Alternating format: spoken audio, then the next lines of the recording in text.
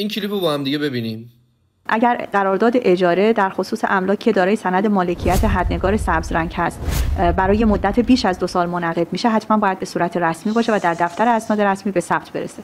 و اگر که ملک فاقد سند مالکیت حدنگار سبز رنگ هست و قرارداد به صورت عادی منعقد میشه، باز باید طبق قانون ساماندهی بازار زمین، مسکن و اجاره بها حتما در سامانه املاک و مستقلات که در حال حاضر خب این سامانه جایگزین شده، حتما باید در اون سامانه به ثبت برسه.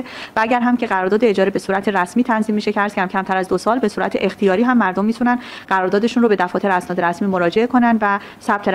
خب سامانه ثبت املاک یا مستقلات سامانه‌ای هستش که خیلی‌ها توی بنگاه‌ها ما شنیدیم به اون سامانه کد رهگیری هم میگن. ویژگی مهمی که سامانه کد رهگیری داره اینه که دیگه افراد نتونن یک ملک رو به چند نفر بفروشن، به چند نفر اجاره بدن یا معاملات متعددی رو روی اون انجام بدن. در قانون صراحتاً اشاره شده اجاره‌نامه‌های بیش از 3 سال باید در سامانه ثبت بشوند و اگر این اجارهنامه ثبت نشود برای بنگاهداران مسئولیت داره، میتونه موجب پرداخت جریمه و یا حتی تعلیق پروانه اونها بشه. همچنین برای مؤجرین در زمان تخلیه میتونه باعث ایجاد اشکال بشه و همچنین برای مستاجرین میتونه ایجاد مشکل کنه. پس حتما به این موارد دقت کنید.